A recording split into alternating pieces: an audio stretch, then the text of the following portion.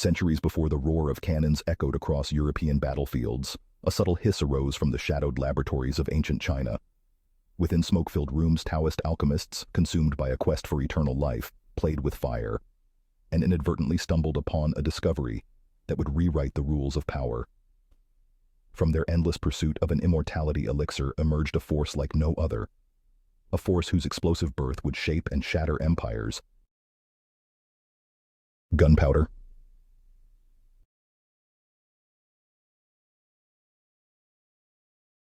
Chang'an, sometime around 142 AD, an alchemist toils diligently. Sunlight filters through narrow windows, casting elongated shadows that dance across cracked earthen walls. The air hangs heavy with the scent of charcoal and pungent salts, a curious mingling of metallic sulfur and faintly acrid niter. Strange-shaped glass vessels glisten on crowded shelves, holding unidentifiable powders ranging from crimson red to dull yellow. Ancient bronze vessels and glazed crucibles litter the main, worn, wooden workbench. This is a space of order amidst potential chaos, each tool and ingredient placed with deliberate intention.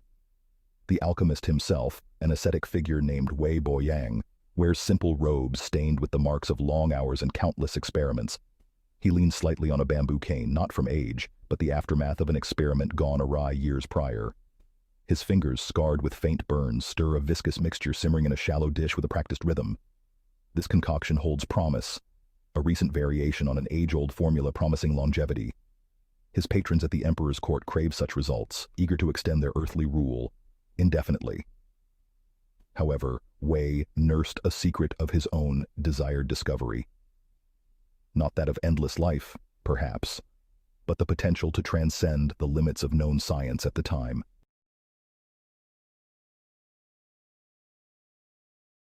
A bead of sweat traces a line along his brow as he meticulously adds a measure of saltpeter harvested from damp caves. It sparkles deceptively like scattered frost before vanishing into the mixture.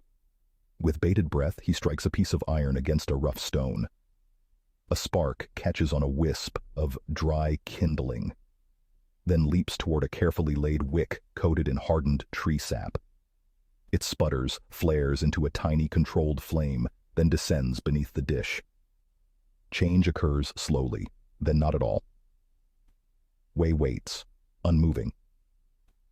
Disappointments are frequent, his work fueled by unwavering patience, and then a tremor. Barely perceptible at first, the mixture within the dish bubbles with unusual agitation. A pale white smoke arises, different from the usual sulphurous cloud. With a jolt of realization, he snatches back his hand just as the room cracks with a deafening, concussive bang and bursts into blinding light.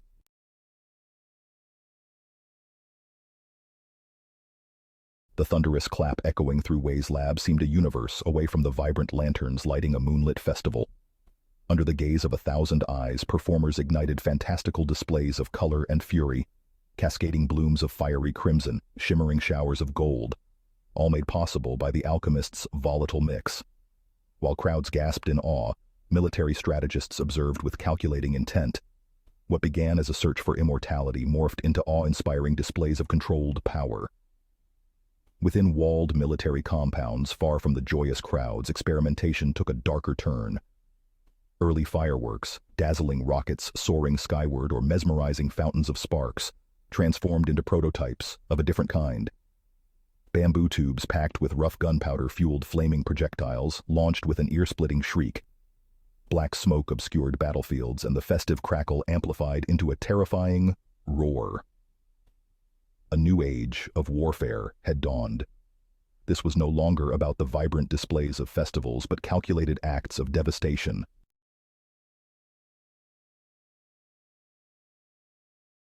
We might picture an early fire lance, crude yet deadly. A soldier kneels, steadying the gunpowder-packed bamboo against his shoulder. A fiery fuse hisses. Then he lunges forward as deafening smoke and flame erupt from the open end. The impact wouldn't just be physical. China's Song dynasty, locked in conflict with nomadic rivals to the north, deployed these early weapons not just to maim, but to terrify. Imagine charging cavalry met not with arrows but a wall of blinding fire and thunderous roars. A demoralizing weapon of both physical and psychological warfare.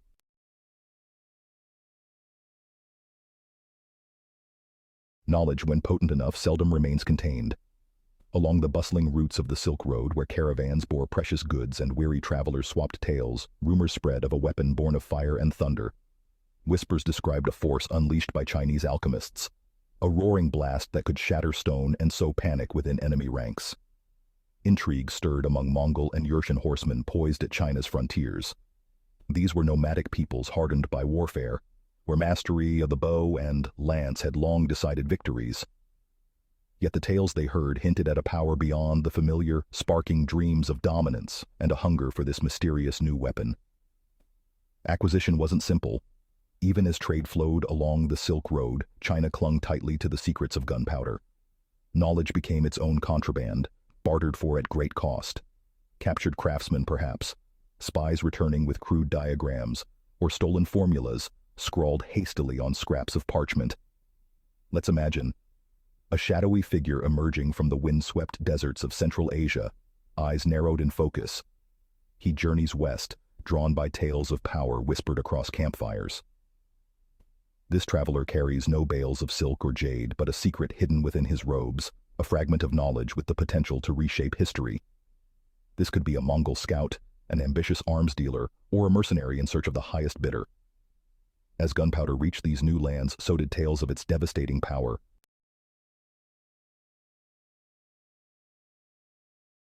Nomadic raiders adopted it first, then powerful Islamic empires, drawn by its promise of victory. Its arrival ignited more than just battlefields. It reshaped the balance of power in a world on the cusp of drastic change.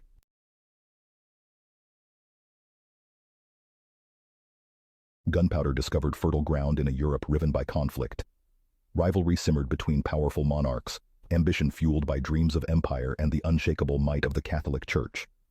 For centuries, bloody campaigns unfolded at the edge of swords, beneath the ramparts of towering castles. War engines hurled stones.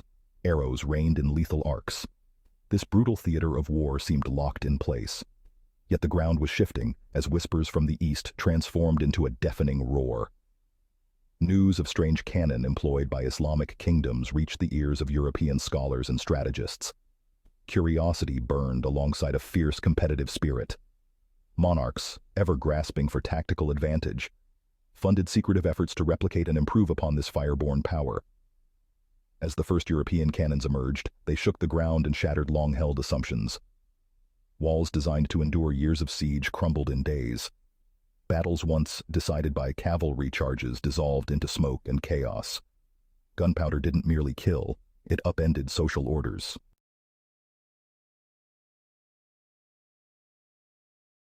No longer did knights in shining armor embody ultimate power. A simple peasant, trained to ignite a deadly fuse, could strike terror into the heart of nobility. Europe became a continent transformed. Gunpowder fueled the ambitions of rising empires and fueled the need for increasingly deadly innovations. In this tumultuous era, we witnessed not just the birth of a weapon, but the remaking of an entire world. Let's imagine a battlefield, sun glinting off polished helmets of cavalry as they prepare a thundering charge. Opposing them stand rows of men drawn from villages and city streets. These new soldiers, the infantry, wear no grand armor. Their leather vests provide little defense compared to metal plate and chain mail. They clutch crude, iron-barreled muskets with hands worn rough by labor more than warfare. Yet within their weapons lies a terrifying power. A command shouts above the rumble of hooves. Muskets are raised to shoulders taut with weeks of relentless drilling. Fire and deafening reports drown out the war cries of charging knights. Horses cry out in sudden terror as a hail of shot rips into their flanks. The disciplined reloading of ranks creates a rhythmic hell, one that breaks the cavalry's momentum, as knights in gleaming armor falter before the unyielding advance of foot soldiers wielding fire and thunder.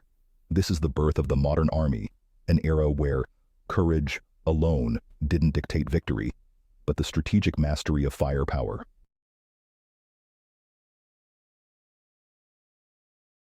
Battlefields echoed with the roar of gunfire and the cries of soldiers, yet this wasn't the only arena transformed by gunpowder. From the shadowy depths of mines to dazzling public festivals, its reach extended into almost every aspect of human life. Let's descend into a cramped, smoke-filled mine shaft, flickering with torchlight. Miners, faces blackened, cling to sheer rock with calloused hands. With picks and hammers, they assault stubborn seams, seeking veins of precious metal or the dull coal that would later ignite the furnaces of industry. This was backbreaking labor, and progress could be painfully slow. Yet gunpowder promised change. Imagine a hesitant silence after a carefully packed charge is laid. A fuse, a mere humble spark, is lit. Then a frantic scramble for safety. A boom echoes through the dark tunnels, shattering stone that resisted muscle and steel. Dust settles, revealing new passages to exploit. Risks were still immense. Cave-ins, poisonous gas, yet gunpowder blasted away obstacles, accelerating the relentless hunger for resources. Ascend from this grimy world into a moonlit city square.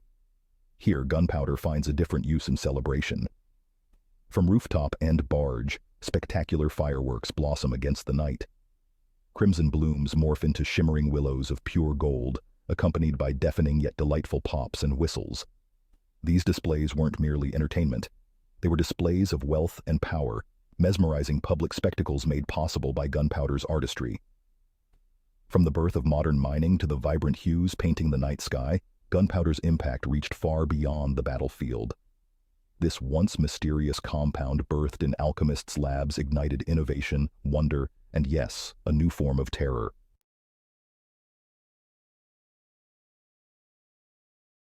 Once ships crisscrossing oceans bore trade, now they unleashed conquest. With sails taut and cannons loaded, European powers hungry for expansion set their sights on distant shores, initiating a seismic shift in history.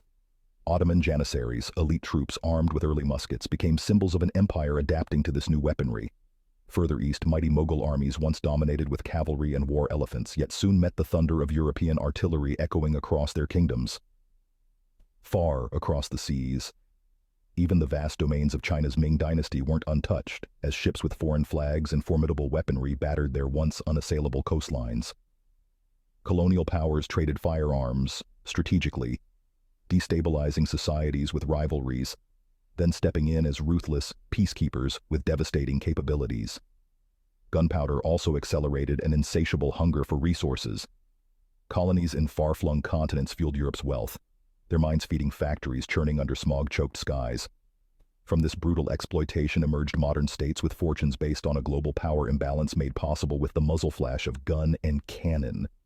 Yet, as empires rose on gunpowder's blast, its flame eventually turned on those who held the burning match. Those once conquered would learn to harness this tool, leading to wars of liberation and struggles against colonization. Even nations never fully subjugated found ways to adapt and modernize under gunpowder's looming shadow.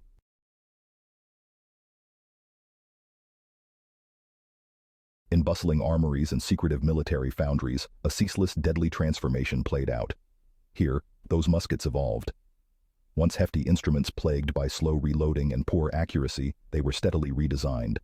Longer barrels, spiraled grooves within them, a simple flintlock ignition system. These advancements turned guns into weapons that could strike precise targets from greater distances. This allowed firepower to advance significantly. The evolution of artillery took on menacing scales. Cannons transformed into hulking metal beasts. Wheeled chassis provided swift, strategic mobility, allowing these engines of destruction to be placed with tactical brilliance upon a battlefield.